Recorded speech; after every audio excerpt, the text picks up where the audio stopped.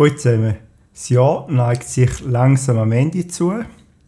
Darum schaue ich heute mit euch auf meine 12 schönsten Wanderungen von 2024 zurück. Viel Spaß mit dem Video. Der erste war der Gemipass, den ich letzten Winter gemacht habe. Der geht von Kandersteg nach Leukerbad, respektive von der Seilbahnstation Sohnbühl bis oben zum Gemipass. Im Sommer kann man problemlos auf- und runterlaufen. Im Winter hingegen ist es zu steil und eisig. Darum empfehle ich dort die Seilbahn zu nehmen und einfach gemütliche Winterwanderung zu machen. Das ist einer von diesen wenigen Pässe, die im Winter offen hat. Dann der Jakobsweg. Da habe ich unter anderem Einsiedeln nach Brunnen gemacht.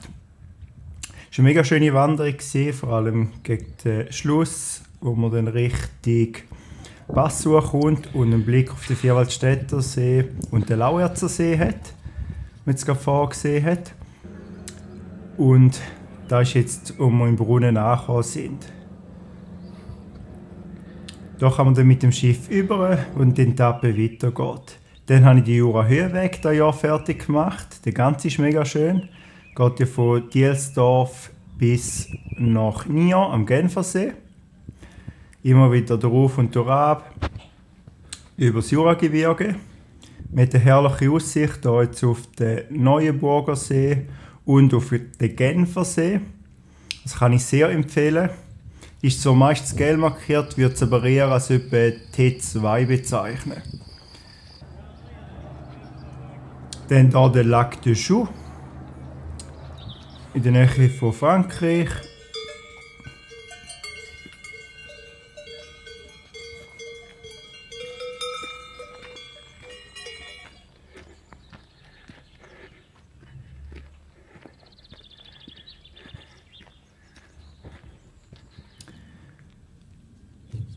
Ich werde dann auch alle Wanderungen, die Videos davon, noch in der Beschreibung hinzufügen, falls Sie noch nicht gesehen haben oder noch mal schauen wollen. Die 12. Jura-Höhenweg werde ich das Video drin tun, respektive eine Playlist. Das erste Video, wo noch zum ganzen Jura-Höhenweg und nachher die einzelnen Videos. Und einen Teil dieses Jahr gemacht und einen Teil schon früher noch. Hier hat es nochmal einen herrlichen Ausblick auf den Genfersee mit den französischen Alpen dahinter.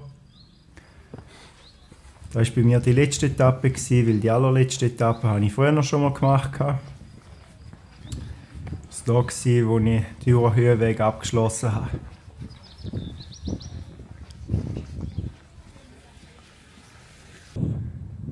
Dann der Nepali Highway. Das ist mein erster blau-weißer Weg, den ich allein gemacht habe. Das ist aber relativ einfach für einen blau-weißen. So, ist laut dem SAC T3 Plus markiert, wo zwei SAC-Hütten verbindet, weil dort zwei Nepalesis vorher noch geschafft haben, die sich gegenseitig besuchen wollen, auf dem schnellsten Weg und darum den Weg bauen haben. Darum heisst es auch Nepali Highway. Das ist eine sehr schöne Wanderung in der Nähe vom Fourcade-Pass, also in der Nähe vom Wallis im Urnerland, Kanton Uri.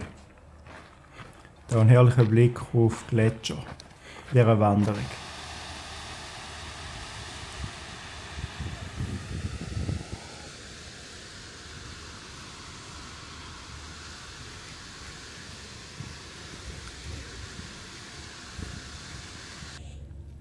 Dann die 5. Wanderung, wo ich mit dem Pascal von Swiss Hike on Tour und dem Amit von Axense Zürich gemacht habe, wo wir von der Schienigen Platte nach Grindelwald First gelaufen sind.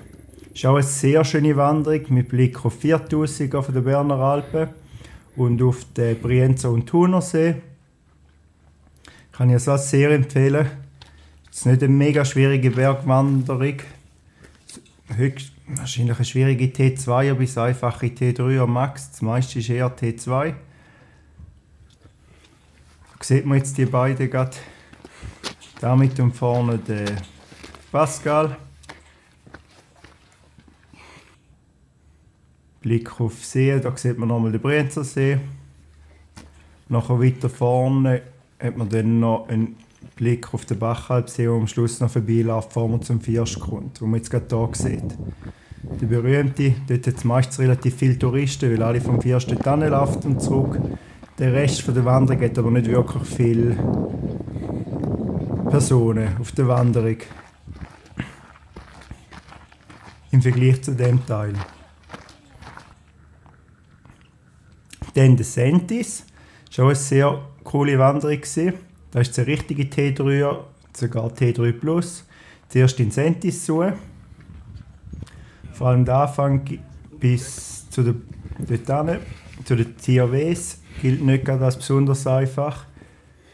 Dort gibt es leider auch immer wieder Tote, so Leute, die sich teilweise überschätzen. Das ist ein Himmelsleiter zum Sentis suchen. Da hat man einen herrlichen Ausblick. Bei schönem Wetter sieht man sogar bis auf Deutschland. Da sieht man den Seealpsee. Und gerade unten dran der alte Sentis-Restaurant. Dann über den Lisengrad, Richtung Rotsteinpasshütte. Dann noch der Blick zurück auf den Sentis.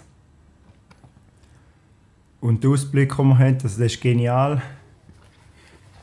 Eine der schöneren Wanderungen in der Ostschweiz.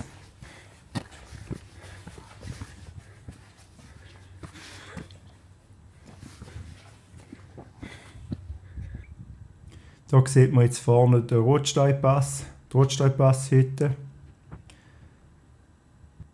Nachher geht es weiter darauf Richtung Altmann und zum Zwinglipass. Hier sieht man jetzt den Altmann. Dann geht es über die Zwinglipass-Hütte runter in Stockenburg. Dann in die Hörnli-Hütte. Das ist nochmal eine blau-weiß markierte, aber das Messersee T3 ist. Die hat mir mega gut gefallen, mal am Fuß vom Matterhornsee. Habe sie auch gut machbar gefunden, wenn es ein paar Stellen gehen, die recht abschüssig waren, ein bisschen weiter vorne. Hier sieht man jetzt die Hörnli-Hütte. Nach der Hörnli-Hütte bin ich noch zum Einstieg zum Matterhorn und habe dort wieder gekehrt. Gerade im nächsten Ausschnitt sieht. Auch da war ein weiteres Highlight dieses Jahr. Ich habe schon lange mal vor, in die Hörnli-Hütte zu gehen. Dann 4 Seewanderung von Engelberg. Zuerst in Trübsee, wo man jetzt gerade hier sieht. Nachher geht es über den Jochpass zum Engschlensee, wo man jetzt gerade hinter dem Steig sieht. Und dann von der Engstenalp geht es dann weiter Richtung Tannalp und zum Melchsee, bevor man auf Melchsee Frut kommt. Und von dort mit dem Seilbahn wieder runter kann. Das ist auch eine sehr schöne Wanderung, wo man insgesamt über 3 Kantone wandert. Nidwalden, Obwalden und Bern. Da geht es jetzt Richtung Tannalp, wo man dann den Tannensee sieht. Jetzt sieht man den Tannensee. Das ist auch eine mega schöne Wanderung. Die ist auch relativ einfach, also eher eine einfache T2-Wanderung, so man nicht viel Erfahrung hat, um die zu machen. Anders als die im Sentis, die schon Erfahrung haben sollte und gutes Schuhwerk.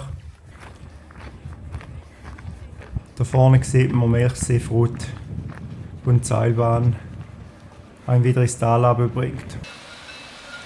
Dann der Passo Campolungo, der vom Ende vom Matschatal zurück ins Haupttal führt, dann von Airolo.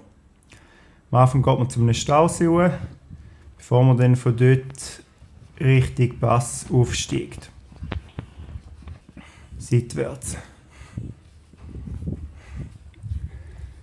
Das war auch eine sehr schöne Wanderung, die mir mega gut gefallen hat. Und ich sehr empfehlen kann. Und der Aufstieg ist relativ einfach, ich würde sagen eher T2-. Und der Abstieg ganz am Anfang ist ein bisschen schwieriger, vielleicht T2 plus bis T3 minus, ein kurzes Stück. Vorne sieht man den Pass. Da ist es auf dem Pass oben zurück runter und noch auf die andere Seite runter.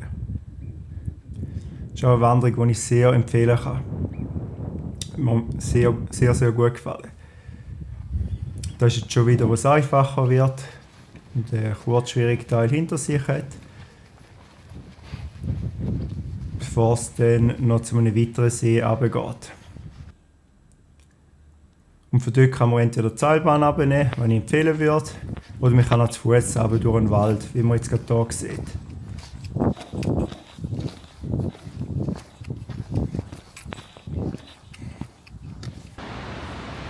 Dann eine weitere sehr schöne Wanderung, die ich früher schon mal gemacht habe, ist der Gotthardpass.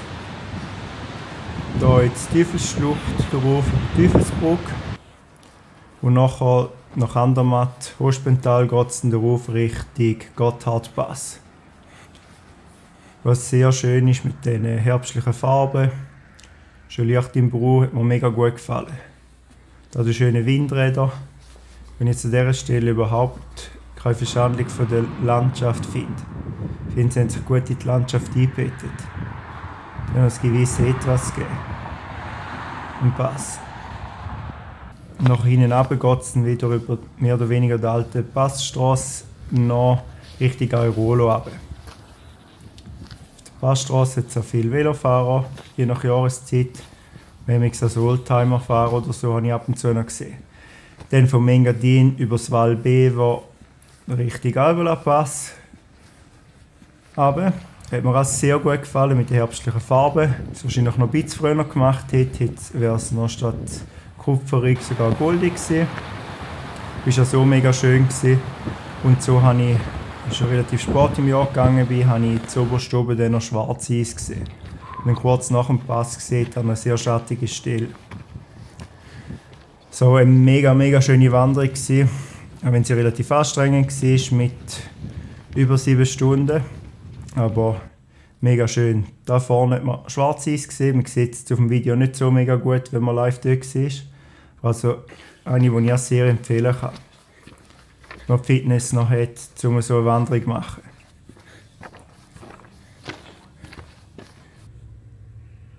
Dort hinten geht es Richtung Albola-Pass. Und da bin ich dann runter nach Breda, vorbei am Leida Palpuenia. Die Abendstimmung, wo sich noch Berge drin gespiegelt haben. Dann last but not least, den Monte Generoso, den ich jetzt im Dezember gemacht habe. Auch eine mega schöne Wanderung im Tessin, wo ich von meinen 30 Jahren hochgelaufen bin. Ich kann auch mit dem Bändchen hoch, wieder mit dem Bändchen runter. Mit diesen Herbstfarben und teilweise noch mit dem Rascheln von den Blättern und noch der Bahn entlang. Es war wirklich eine mega schöne Wanderung.